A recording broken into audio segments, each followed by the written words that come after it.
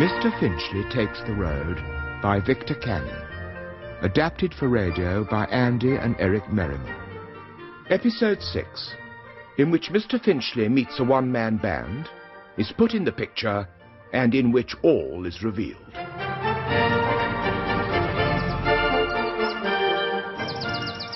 Dad, can we pretend that the caravan is a ship and you're the captain? I'm already keeping a diary. Here, listen. Logbook of the cruise of the Yellow Caravan. Master, Dad. First mate, myself. Horse, churchwarden. Course out of London under sealed orders with general cargo. I suppose, Dad, after we finish with the caravan and you found a house for us, could we have a boat and go sailing? Oh, I don't see why not. In fact, before you joined me, I met a real sea captain who taught me how to handle a boat. I'm not quite the landlubber you think I am. What on earth's that? It's music. Sounds like a military band. Well, no, it's not. It's only one man. Hey, look, Dad. Mickey Johnston! Hey, come out, Mickey, and greet an old pal. Mickey, you old thief, come out. Mickey! Can I be of some assistance? Well, you're not Mickey. No. This is Mickey's caravan, isn't it? The picture's on the back. I was here when he painted them. Well, where is Mickey?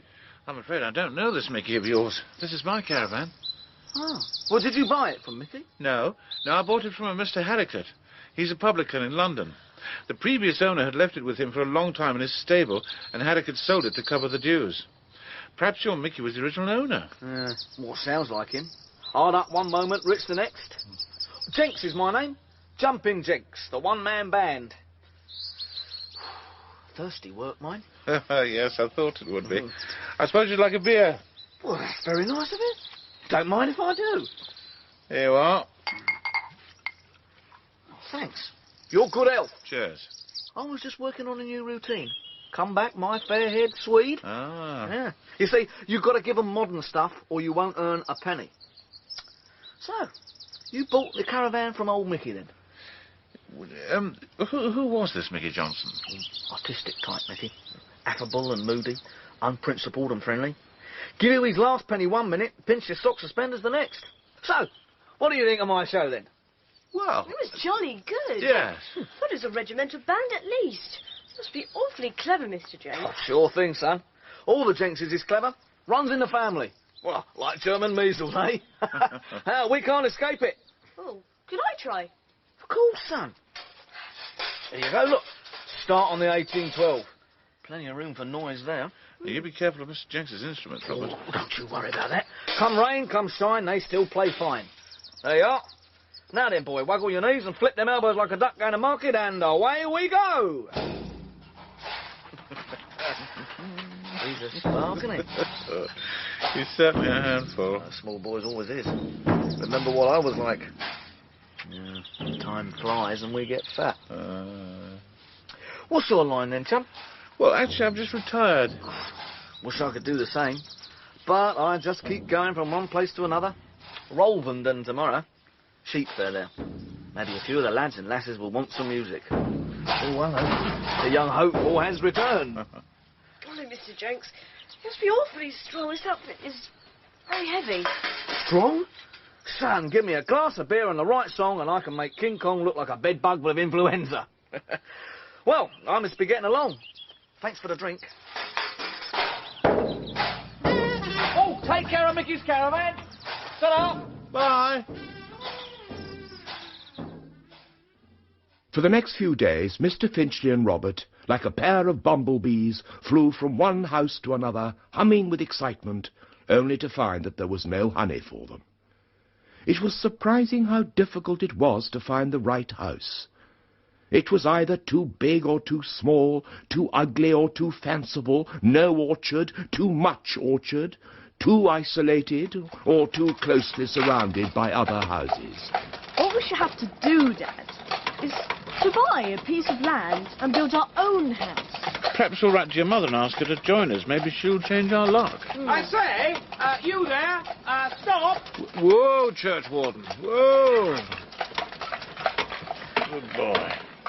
Yes, what's this with the matter? Nothing. I was just wondering, is this your caravan or did you hire it? Oh, it's mine. Good. Are you in a hurry to get anywhere? No, we're never in a hurry. Not with old churchwarden here. Seeing you has given me an idea. I could use you for a day. £5 for a day's work, and easy work at that. What kind of work? Well, we're making a film, and I'm the director. James Grimes? Film? Dad, do you think he wants us to act? Oh, pleased to meet you, Mr. Grimes. I'm Edgar Finchley. As it happens, I used to be a member of the local amateur dramatic society. Oh, dear. They put on some very good shows, but gave me some very bad parts. You know, they never gave me a chance to show my real talent, otherwise I might have been in this film business. Yeah. For £5, you say, is that your best offer? Yes, I'm afraid it is. It's really the caravan I want. Oh. Yeah, but you go with it, of course. We're filming just up the road. If you'd like to give me a lift, I'll explain the story and what you have to do. Righto, Mr. Grimes. Climb aboard. There we are. Now, get up, churchwarden. Oh, this is perfect. I knew there was something missing from the scene, and the caravan will give it just the right atmosphere. Oh, dear. This just the one scene, is it? Oh, yes, but it's important to the plot. It's about a young boy who runs away from an orphanage to go to sea. Oh? Now, on the way, he gets hungry and breaks into a house for food. At the same time, the house is burgled. The thieves make off with some jewellery belonging to the owner, Lady de Vere Watson. The boy is discovered and chased by the police, who think he's the burglar. Yes? Yeah, the boy jumps out of the hedge and begs a lift from someone. Ah, that'll be me. What about the boy? Is that me? Unfortunately not. We're having to use Clarence Armitage. Star of the Ghost of Greyfriars, Young at Heart, Little Lord Pomeroy. Oh, yeah. Nasty piece of work, but the public love him. Guaranteed to fill the ninepennies. Anyway, you'll meet him soon enough. Clarence and Mrs. Armitage, this is Edgar Finchley. Who? I'm Edgar Finchley. Never heard of you. What films have you been in? Well, as a matter of fact, this is my first. Oh, no, not another amateur. I don't like working with amateurs. I'm sure Mr. Finchley will conduct himself in a most professional manner. He's going to be driving you in his caravan. That's it over there. What? That funny-looking thing? I thought this was meant to be a drama, not a farce. Clarence, that's quite enough. You're forgetting your manners. You could at least shake hands with a gentleman. Don't want to. Clarence? Oh, all right then. How do you do? How do you do? What's the matter, Finchley? Oh, Clarence, what have you done? Well, I had to get rid of my chewing gum somewhere. Oh, Clarence, darling, that was a bit naughty. So high-spirited, like all great artists. If not a great artist, Mr. Finchley was at least on his way to becoming a film extra. Grimes explained the sequence and then told Finchley that when the police came after Clarence, all he had to do was to point at the bushes and say, "That's the way he went." Mr. Finchley drove slowly down the drive until he came to the bushes. Clarence broke through and asked for a lift and climbed up.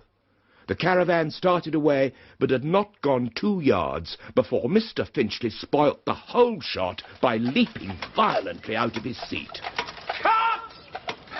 What's the matter now? He pinched me. I did not. You did. I did not.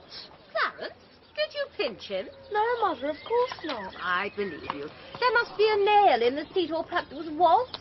Nail, wasp, or just the devil trying to drive me insane. What do I care? Come on, back to your places and let's have it again. They rehearsed the scene again and again, and finally Grimes was satisfied. He called Mr. Finchley over, and as he came across the grass, something stung Finchley sharply on the back of the neck. He swung round to see Clarence sauntering away, staring at the sky and whistling innocently. The little devil has just hit me with a pea shooter. Well, take no notice, it'll only make you more angry. If it wasn't for the box office drawer, I'd have kicked him in the backside long ago. OK, we better get moving. Hey, Fred, can we kill that tree? And can we lose the church? Hi, Dad. Ah, Robert, there you are. I hope you've not been worrying people for autographs. I didn't get any. Everyone seems in a frightful temper about something. Perhaps I can have your autograph. Well, if you really want to. Well, it would be a start to my collection. Now I know why they say actors should never work with children. Why? Because that boy has stuck chewing gum in my hand, pinched me, and then shot me with a pea shooter. Did he? Yes. And as you know, Robert, I've never believed in hitting children, so there was absolutely nothing I could do about it. Well, you might not be able to do anything about it, but somebody might. Yes, well, you'll have to excuse me now, Robert. I have to perfect my line. That's the way he went. That's the way he went. Yeah. That's the way he went. Yeah. Mr. Grimes, I've been giving some more thought to my line. Have you? Yeah, and I wondered whether flourishing my whip might lend us a little more, drama. You were a great help, Finchley, a great help. And you did well. Oh, thank you. But, I wasn't altogether happy with the final take. Do you know, I think I got more meaning the first time I did my line. I don't suppose we could do it once more, could we? No time, I'm afraid. Well, here's your £5. Oh, Well, if you care to stay and watch the rest of the shoot, you're welcome. Clarence? Where's Clarence? He must be exhausted after all that trouble. It's a pity you didn't get a professional to do the caravan scene, Mr. Grimes. What? So tiring for my boy to hang about while you dragoon people without talent into their parts. Well, I must say. Where is Clarence? Last I saw of him, he went into the bushes with the police after him. Clarence? Clarence! Find Clarence, someone! At that moment, there came from the depths of the shrubbery a long and anguished wail. Then there was silence, followed by a series of grunts and scuffles. Suddenly, to extras, technicians, and actors, the day grew bright and full of promise. And there, in an open circle of grass, Robert had wrestled Clarence to the ground. Clarence howled, Clarence wriggled, Clarence heaved, but Clarence was quite helpless. Mrs. Armitage gave a wail of angry rage and pushed forward, but it was amazing how her way was impeded by film people who seemed to be accidentally getting between her and her son. Mr. Finchley reached Robert before Mrs. Armitage. He caught his son by the collar and hoisted him off Clarence. Robert! What on earth is this? Clarence, my darling, look at your eye. Mother, there's blood on your suit. I'll sue you for this, Mr. Finchley. You and your bad-tempered boy. Look what you've done to Clarence. You've spoiled his looks. Now, steady on, Mrs. Armitage. You can't sue boys because they have a fight But occasionally. look at his face. The make-up man can soon put that right. He doesn't need a make-up man. He needs a doctor. Come on, Clarence. We're leaving. Robert, what on earth is you doing? Don't be angry with him, Finchley. I'm sure he must have been provoked.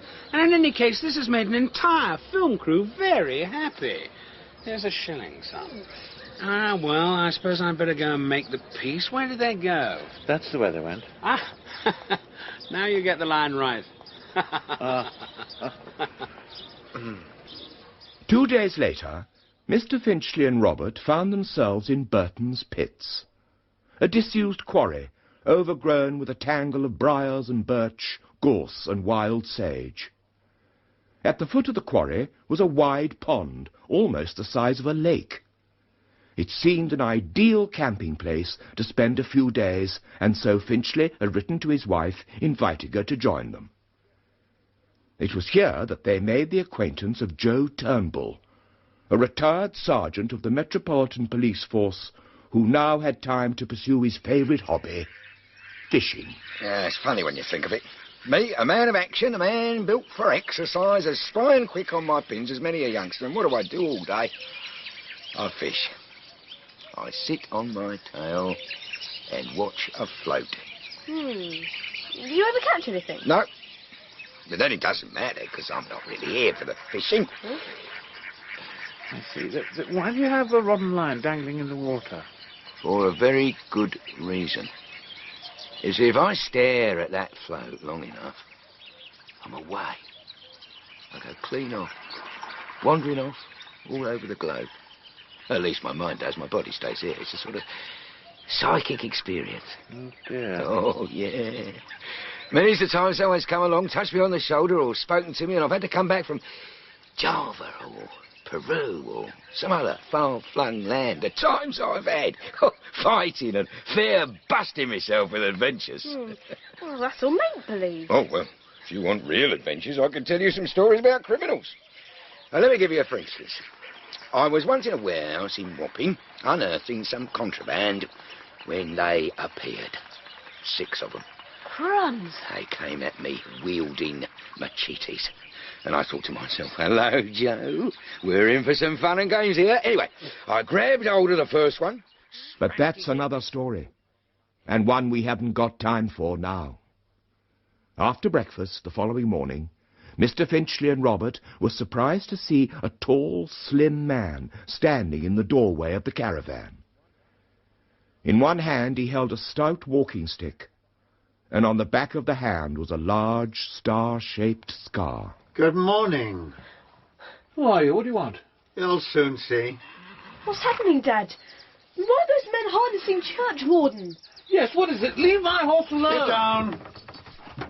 There's no cause for you to worry, Mr. Finchley, none at all.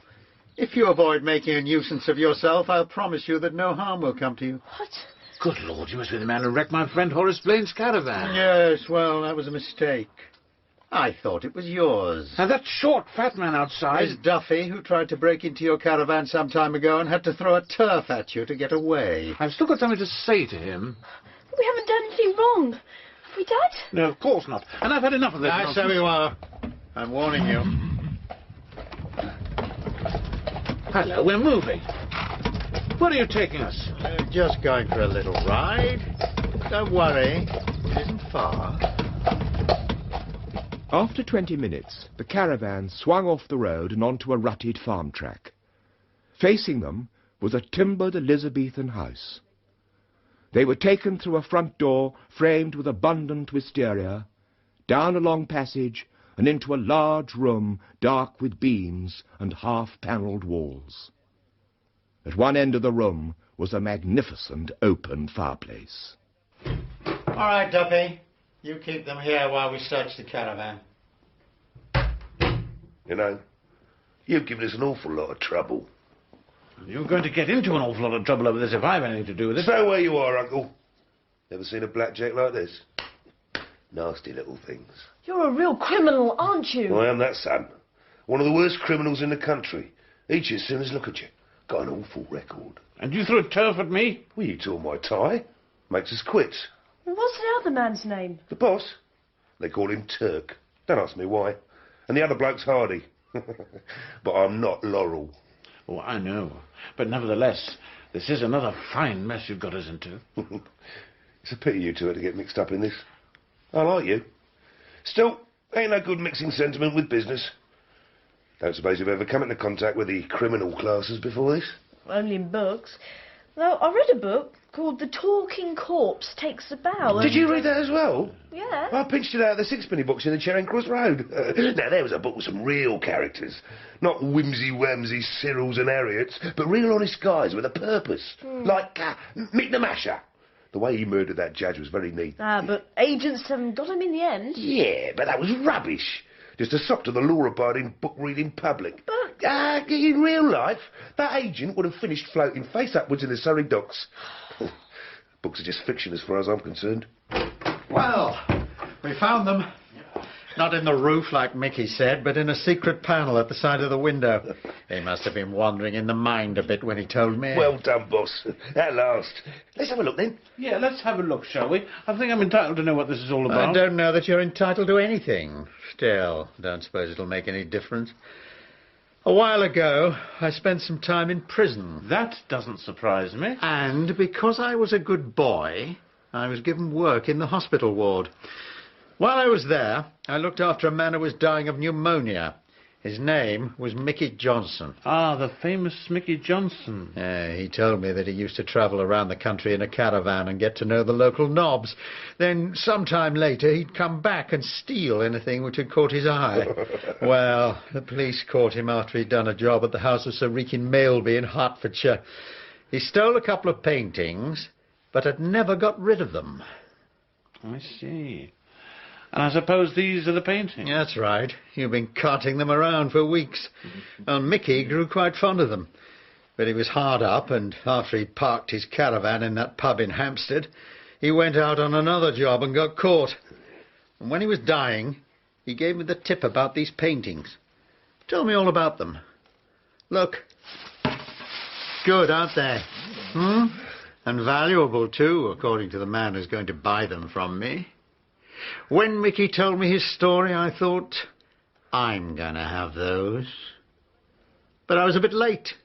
You'd already bought the caravan. Anyway, we got the paintings now. We can go. Boss, have we got time for something to eat? I'm starving. Well, there's no food here. Yeah, what about these two? Yeah, if you're going to leave them here for a while so we can get a good start, it wouldn't be a bad idea to take them to some grub. We could have some too. Plenty in that caravan, I'll bet. Oh, all right. Go and get the stuff then, Duffy. I'm sure Mr. Finchley won't mind. Oh, you should be able to find that easily enough. After all, it's not hidden in a secret panel. At 11:30 that same morning, Mrs. Finchley got off the coach at the nearby village of Bartendon, and leaving her suitcase in the post office, made her way to Burton's Pits. There was, however, no sign of the caravan. Nothing moved except the birds and the faint plume of smoke from behind a patch of briars overlooking the pond. Mrs. Finchley, thinking it was her husband, walked towards it, but instead found herself looking down on the burly figure of Joe Turnbull. He was fishing, and as usual in deep reverie. Good morning. Excuse me.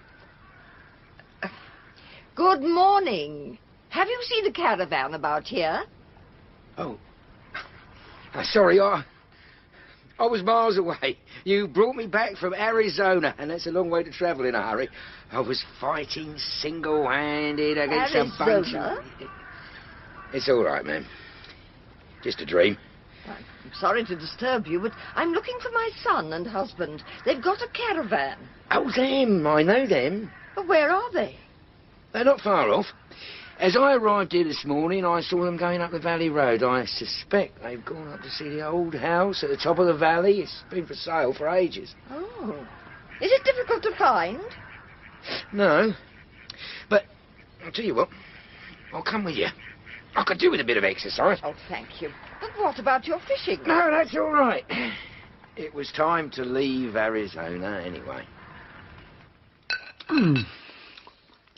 It's nice to meet folks like you, Mr. Finchley. Yes, you're appreciative of the difficulties under which we criminals work. Of course, if you tried to get in our way, it would have been just too bad for you. Well, we'll have to leave them here, roped up while we get clear. Roped up? Oh, naturally, but they understand that. 12 hours at the most they'll be here. 12 hours? Oh, that gives us plenty of time to cover our tracks. And we've given them a good meal so they can last out. Very thoughtful of us. Hello? Who's that? There's someone at the front door. Well, you keep an eye on these two. I'll see who it is. Be a good boy, Robert. Pass them peaches. My favourite dish. Californian peaches, full of sunshine. Well, I'd like to. But I've got to go! Hey, stop him! Yes, and the man and the boy you describe asked my permission to leave their caravan in the barn. They've gone for a walk in the woods. Help! Help! That sounds like Robert. Get back in there, boy. Quick, that man's a villain! That's right, I'll leave it to me! Oh! Crikey! Joe packs a bit of punch and Mick the Masher. Where's your father? There. I'm coming, Dad. Yeah, what the... Hello, Duffy. Here's your favourite fruit. Oh! It was like an avalanche moving down on a pair of flimsy chalets. Turnbull bowled Duffy and Hardy to the floor, grabbed them by the collar, lifted them, banged their heads together, and flung them to the ground with a victorious laugh. Oh, short, but very, very sweet while it lasted. And now what is this all about? Yes, I'd like to know that. It looks as if we arrived just in time. Hello, my dear. What a pleasant surprise. It's lovely to see you. How have you been keeping? Oh, very well, thank you. You taste of peaches. You can probably guess the rest, but I'm going to tell you anyway. Oh, no, you're not. I'm going to. Joe Turnbull delivered the criminals to justice. There was a reward for the recovery of the pictures, and would you believe it? Don't tell me. This is the very house that you've been looking for. Yes, it is.